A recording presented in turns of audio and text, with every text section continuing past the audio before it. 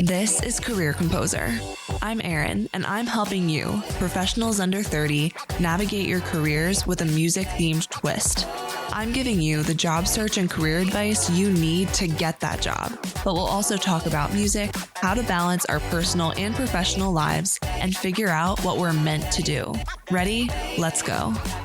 Hi, everyone. Welcome to Career Composer. My name is Erin Ahart, and I am a full-time career coach. Today, we are talking about how to apply for jobs fast, as soon as possible. The reason why I created this episode is because I know that so many of you are searching for jobs right now, and in an ultra-competitive market, everyone is putting their best foot forward. As much as I love to say that quality is so important, and it still is when submitting job applications, quantity is just as important. It is equally important to submit stellar applications as it is to submit a lot of them. That will give you the best chance of getting interviews and hopefully getting the job you want. So that's what we're talking about today. Please take a second to like, follow, and subscribe wherever you get your podcasts so you stay in the know about future episodes.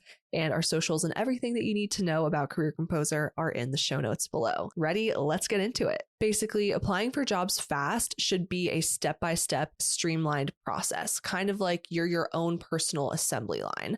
This process should really become muscle memory, kind of like you're a pro basketball player. You've been fouled, you're getting up to the free throw line, and now every time you just know you're going to get that shot in, nothing but net. You want this to be a really streamlined process that you know like the back of your hand, which is why we're flying right through today's episode and getting right into step one. This is exactly what I would tell my students at the university that I work for what to do if they were searching for jobs. I'm guessing that most of you are searching for jobs the number one way that you can find a job, which is by using a job search engine or a job search platform like LinkedIn, Indeed, or Handshake. My first tip is to choose one platform and stick to it. You're going to learn this platform inside and out, and it's really going to feel like your best friend guiding you through this process. And we'll talk a little bit about why that's important. Choose one and get to know it really well. And for me, this is LinkedIn. I find LinkedIn super easy to use, and there are also so many features that make your life so much easier and make this process of finding the right jobs for you a lot faster. The first way that I love LinkedIn is because you can go into the jobs tab when you're searching for jobs and then go to preferences. And you'll hear me talk throughout this episode today that you're picking one platform because you're trying to train it to help you the best way that it can. So if you're using LinkedIn, go to the preferences tab and add your most versatile resume and click share resume data with recruiters. Then make sure that your profile, your bio is filled out in full. Your experience section has all of your relevant experience. Then go back to the preferences tab and then add the job titles that you're interested in. Doing all of these things will tell LinkedIn exactly what experience you have and what you're looking for, so it can send you jobs that are the right match for you. And if you click on a role, oftentimes it will actually tell you if you're a match for that job. Sometimes it will say your profile is missing some requirements, your profile matches some of the requirements, or it might tell you that your profile is a high match for that job. Then you should totally apply. If we're talking about the top two, if you're trying to choose between LinkedIn and Indeed, for example, Indeed has the largest number of job postings, but that also makes it really easy to waste your time on. It takes a lot of time weeding through everything, and I find that Indeed gives me less personalized recommendations.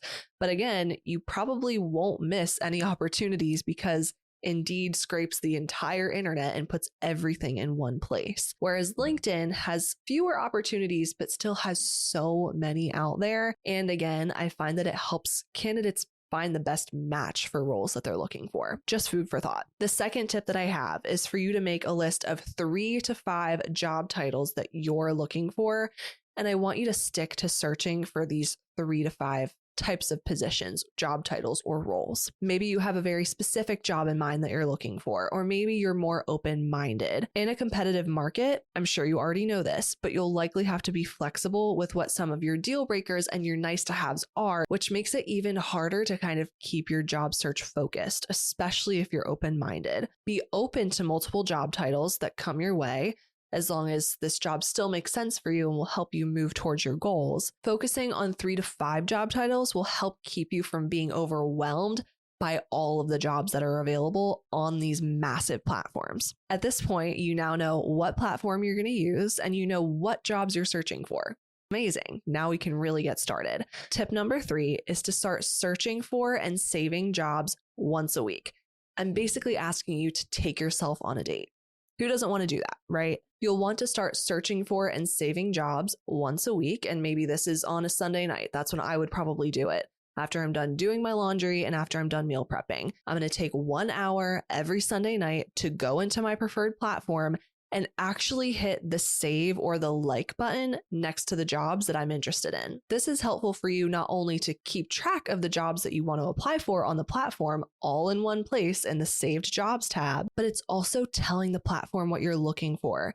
Again, this is how you train the platform to send you the right jobs for you. Because my hope is that eventually, as you keep taking yourself on these dates once a week, instead of going right into the platform, you'll now be able to go through your email notifications and go through the jobs that the platform has already sent for you, telling you to check out. Ideally, this will make your life easier. You might be annoyed by the number of emails that they're going to send you, but if you're really serious about your job search, this will actually be a good thing. Step number 4 is it's time to create your spreadsheet. I know that some people don't like staying super organized. They don't like using spreadsheets or Excel. I don't understand the people that do. You have a totally different brain than I do. But in this case with job searching, you need to keep track of all the jobs that you're applying for because so much of job searching is trial and error. And if you know the job titles, salaries, types of companies you're applying for, and you get interviews for some of those, but you're not getting interviews for others, you want to have a job search tracker in place that helps you collect these data points. So that way you can go back and make adjustments later and focus on the kinds of jobs that you're actually hearing back from instead of targeting the ones that you're not a fit for clearly, or for some reason you're just not hearing anything back. Now, to help you guys out, because I made this episode, I also created a version of the spreadsheet that I use and that I share with my students who are looking for jobs. And I made this free available online for all of my listeners. If you're interested in getting this spreadsheet and using it for yourself, it is called the Free Job Application Tracker. It's available in the show notes below, and it's also in my Instagram bio. So go to either of those places, make sure you're staying connected, following, subscribing, following us on Instagram, get that resource, and then you can use it for yourself. If you're creating this spreadsheet or tracking these jobs on your own, the first things that you're going to want to add into your spreadsheet are a place to add the company of each job, the job title, the salary, and the link to the job posting so you can go back to it later. Ideally, if you are really excited about a job, you're going to save that job posting as a PDF on your computer because let's say you apply for it, they stop accepting applications, and then they delete it for some reason because they're starting to interview candidates. You don't want to lose access to that job description because looking at those bullet points and understanding what they want is going to help you in the interview process. So you always want a way to go back and look at that job description. Now, every Sunday night, when you're taking yourself on this little date, you're going through your saved jobs, and then you're adding this information into your spreadsheet.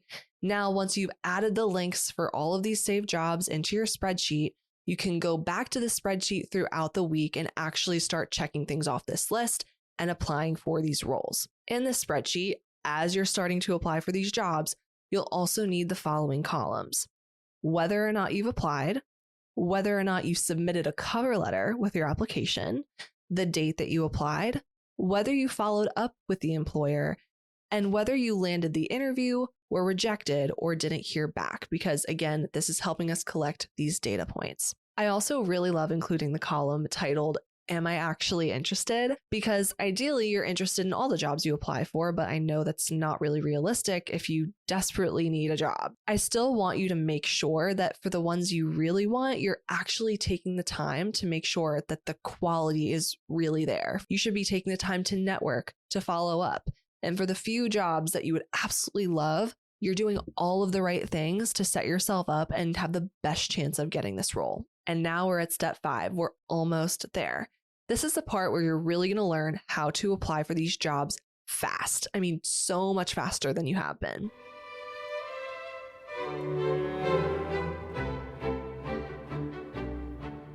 If you're a Gen Z professional looking for answers to your career questions, this is for you. I'm launching a new series on Career Composer called Ask Erin, where you can call in and get free personalized career advice in exchange for sharing your story on the podcast. No question is too big or too small and can help someone else who's probably wondering the same exact thing. And you can stay anonymous. Email careercomposerpodcast@gmail.com to get started. Just use the words Ask Erin in the subject line. If you have a question but don't want to come on the podcast, you can still email me at careercomposerpodcast@gmail.com, and I might just answer your question in a future episode. Let's get back into it. Step 1 is to create a tailored resume for each type of job that you're interested in. And before you get really alarmed, like, Erin, I'm not going to edit my resume every time I send out an application. That's crazy. That's not what I'm telling you to do. I'm telling you to have a tailored resume for each type or category of role that you're applying for. So let's say as a career coach, I was applying for another career coaching role, but I was also applying for roles in human resources. I'm going to have a career coaching resume and I'm going to have a human resources resume. And here's how I would create each version. I would take 5 job descriptions for each type of job, and then I would copy and paste all of these job descriptions into one Word document and go through and see what they have in common. So what keywords or phrases do I consistently see in all of these types of jobs that have the same job title? What do they value in my experience and qualifications? And what do they say is most relevant? So then I'm going to take this information from this Word document and I'm going to go back to my resume, create a copy of my resume that's now going to be my new resume for these types of jobs. And I'm going to order my experience by relevance for this job type. Then I'm also going to go back through all the keywords and phrases that I identified that they all have in common. And I'm going to make sure that those keywords and phrases are somewhere in the language on my resume. Let's say that in one of my bullet points, I talk about teamwork, but I hear them saying the word collaborated. I'm going to change my bullet point and make sure that I start that bullet point with the word collaborated to center the teamwork aspect of my experience on my resume. This is going to make it stand out in this kind of job category. Once you do this for each of your resumes and job types that you're applying for, all you have to do when you're applying for a job that falls into that category is just go to that resume, double check through everything, and then maybe make a couple edits if you see something drastically different about this specific job posting. But otherwise, this resume is probably already going to be tailored as much as it needs to be.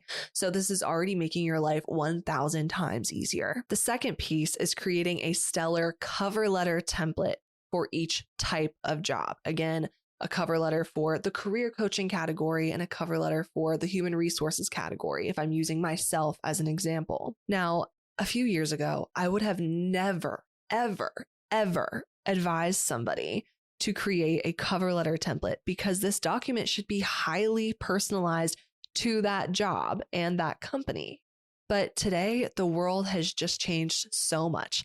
I went to a conference in Philly this past summer, the National Association of Colleges and Employers, and I spoke to recruitment professionals and human resources professionals at really large companies like Duolingo, TD Bank, really prominent staffing agencies. And I asked whether recruiters still look at cover letters or hiring managers still look at cover letters. And the answer was honestly not really.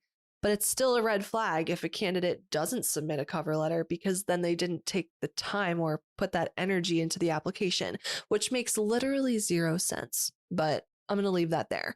So what I am saying is that if recruiters aren't really fully reading these cover letters because they have so many applicants in the current job market, but they still expect one, then yeah, I'm going to tell you, don't waste your time and spend 2 hours writing a cover letter for one job.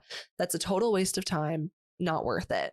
But this template is really going to be helpful to you because you will still have to tailor it to that role in that company, but it's giving you a starting point. The cover letter template I use and that I share with my students is called the love letter template. Basically, this template is splitting your cover letter into 3 parts. Part 1 is why you love them and why you're interested in the company. Part 2 is why they should love you and why you're the best fit for this role. And part 3 is why you would work well together or why this is a mutually beneficial relationship. You're going to help the company as much as the company is going to help you. And you can also use that language in your cover letter. This is a mutually beneficial relationship. The first paragraph of this template will be different every time. This is the part where you're spending the most time tailoring this cover letter template to each role that you're applying for. Because if the first part is why you love them and why you're interested in the company, they want to feel special and they want to feel like you did put that time and effort into this document. And your reason for being interested in the company is going to be different, obviously, for every application. The body paragraph, or multiple body paragraphs if you choose, this can mostly stay the same if these positions are all looking for the same things. But the difference with these body paragraphs is, let's say that you're highlighting 3 amazing things about yourself that make you stand out. As the employer, I want to know, why the heck should I care? You might not think that you need to spell it out for them, but you really do. So each time you list one of these 3 amazing skills, experiences, or pieces of knowledge that you have to offer this company, you want to write a brief sentence or include some really short phrase to tie it back to them and let them know why this is relevant and why you're sharing it. So the content is going to stay the same, except for that last piece where you're relating your skill or experience back to that company in those body paragraphs. Now, the final paragraph about why you work well together can still include the general things like, I look forward to sharing more about my enthusiasm and qualifications with you in an interview. Thank you for your consideration. I look forward to hearing from you. You may contact me at phone number or email. You're going to include all of those things in this final paragraph, but that sentence about why it's going to be a mutually beneficial relationship, that part's going to change.